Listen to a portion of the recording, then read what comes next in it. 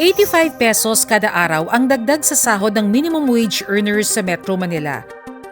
Tinatayang 1.1 milyon na mga manggagawa ang makikinabang dito. At may dagdag pa raw na 1.9 milyon na workers ang posibleng tumaas din ng sahod dahil sa wage adjustment. Ayon sa Department of Labor and Employment, ang 85 pesos na dagdag sahod ang pinakamalaking umentong naaprubahan sa NCR. Bago nito, 50 pesos ang pinakamataas na wage hike sa NCR at ipinatupad ito noong July 2025. Ang bigayan ng 85 pesos na aumento hahatiin sa dalawa. Sa July 19, 2026 ang unang tranche at sa January 20, 2027 naman ang ikalawa. Ang 695 pesos per day na arawang sahod ng non-agricultural workers magiging 755 pesos sa July 19.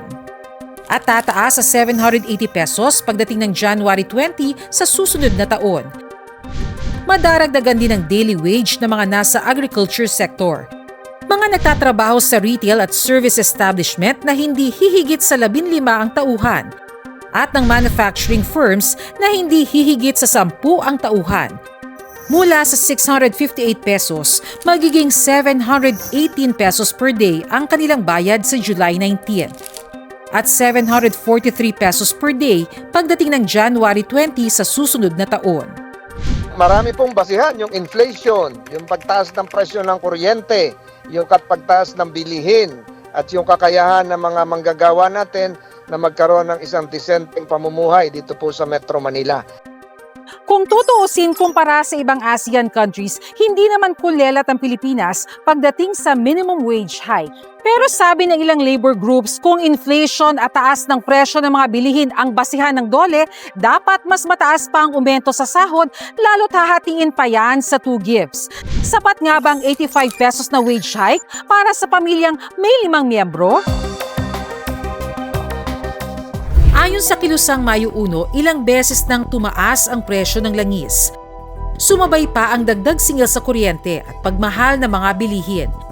Kaya isinusulong ng KMU ang 1,200 pesos na national daily wage. Ang 780 pesos daw kasing inanunsyo ng DOLE malayo sa 1,305 pesos na alagang anilay nakabubuhay.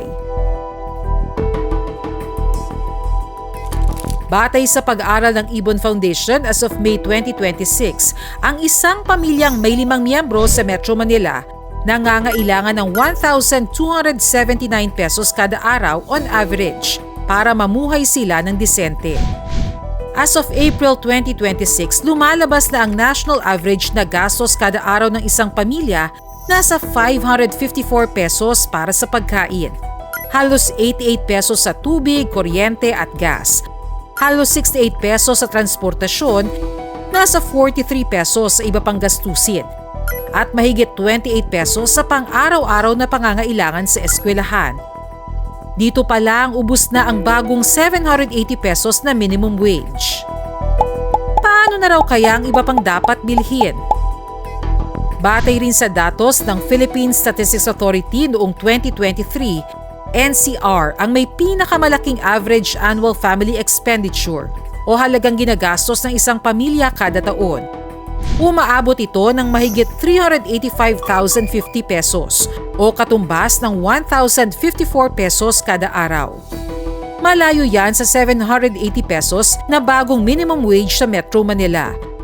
Sa pagdinig ng House Committee on Labor and Employment, isinusulong ng labor groups at ng ilang mambabatas ang aumento sa sahod na 200 pesos hanggang 1,200 pesos kada araw. Napapanahon, makatwiran at makatarungan ang panawagang itaas ang minimum na sahod sa 1,200 nationwide. Bakit 1,200 nationwide? Ito ang tunay na halaga ng nakabubuhay na sahod araw-araw ng manggagawa. Ayon sa human rights watchdog na Amnesty International, ang living wage ay ang minimum na kita na kailangan ng isang manggagawa para matugunan ang kanyang mga pangunahing pangangailangan. Ang sapat na sahod dapat nakukuha sa karaniwang working week at hindi sa labis na pagkayod dahil ang pagkakaroon ng sapat na sahod ay bahagi ng karapatang pantao. Ako si Bernadette Reyes para sa GMA News.